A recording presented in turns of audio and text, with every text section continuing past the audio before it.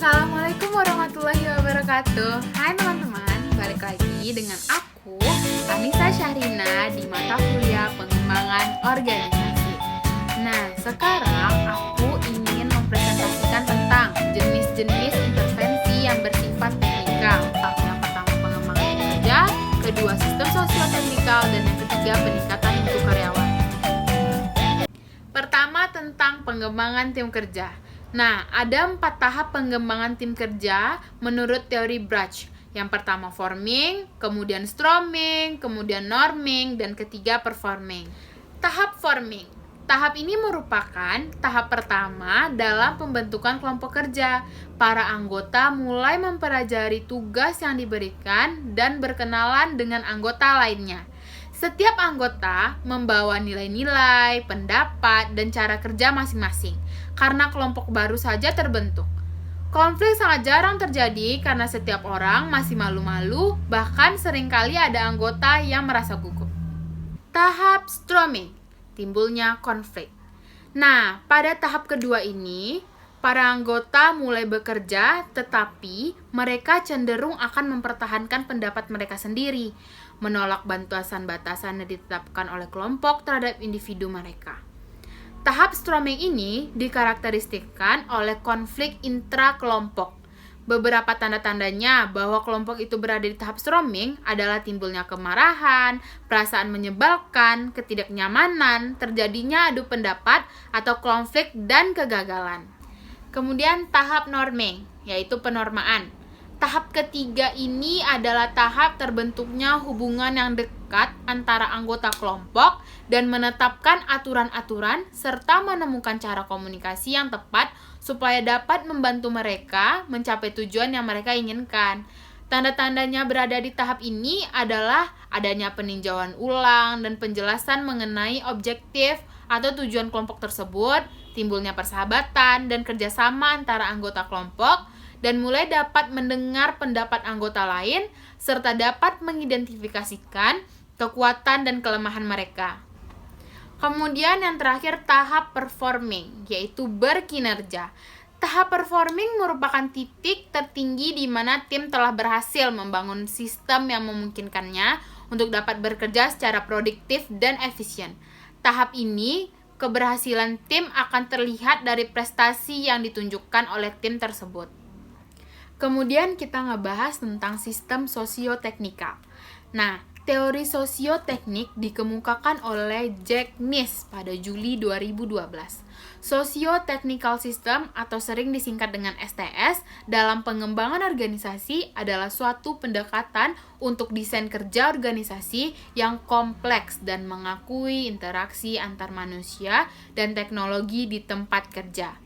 Istilah ini juga mengacu pada interaksi antar infrastruktur kompleks masyarakat dan perilaku manusia. Socio-technical system adalah sebuah sistem yang mencari solusi untuk mengoptimalkan dua sistem secara bersama-sama, yaitu yang pertama, sistem teknik, the technical system. Sasarannya adalah untuk memaksimalkan pemenuhan tugas organisasi atau institusi. Kemudian yang kedua, sistem sosial, the social system. Sasarannya adalah untuk memaksimalkan kualitas kerja si pemakai sistem tersebut. Dari kedua komponen tersebut, muncullah optimasi kerja antara sistem dan usernya atau orangnya gitu. Nah, sekarang kita ngebahas tentang objek socio-technical system. Di sini ada contoh absen menggunakan fingerprint. Nah, jika kita amati mengapa dibuat sistem absensi, alasan paling mudah adalah sistem ini dapat memantau kultur disiplin suatu organisasi atau instansi. Dengan begitu, kita dapat menilai seberapa optimalkah kinerja organisasi bekerja untuk mencapai tujuannya.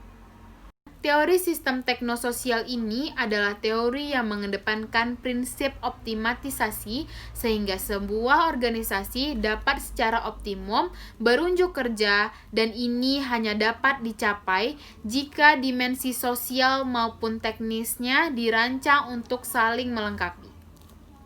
Kemudian kita ngebahas tentang pengembangan mutu karyawan. Proses organisasi bersikap tanggap terhadap kebutuhan pegawai melalui pengembangan mekanisme tertentu yang memungkinkan mereka terlibat penuh dalam pengambilan keputusan mengenai hidup mereka di tempat kerja tersebut. Pengembangan mutu SDM secara langsung berhubungan dengan kondisi atau keberadaan SDM itu sendiri yang dipengaruhi oleh faktor-faktor intrinsik maupun ekstrinsik. Nah, faktor intrinsiknya itu meliputi tingkat pendidikan, tingkat pengalaman kerja, tingkat keterampilan, dan motivasi untuk berkembang dari SDM tersebut. Nah, sedangkan faktor-faktor yang bersifat ekstrinsik itu yaitu lingkungan keluarga, lingkungan ekonomi, lingkungan sosial, budaya, sampai dengan lingkungan belajar, termasuk di dalamnya perkembangan teknologi. Faktor lain yang sangat mempengaruhi kinerja dari karyawan atau SDM itu yaitu mutu SDM sangat didukung oleh kualitas komunikasi, keberhasilan manajemen kepemimpinannya, dan adanya program-program peningkatan motivasi. Mutu SDM itu sangat bergantung pada perubahan manajemen yang dilakukan oleh perusahaan.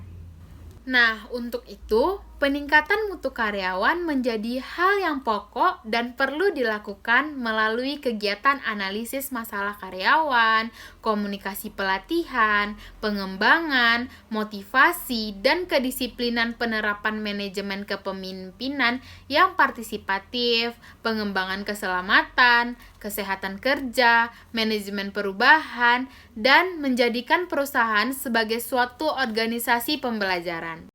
Itu dia tadi presentasi tentang jenis-jenis intervensi yang bersifat teknikal yang dapat aku sampaikan. Makasih buat teman-teman yang udah nontonin video ini dari awal. Jangan lupa like,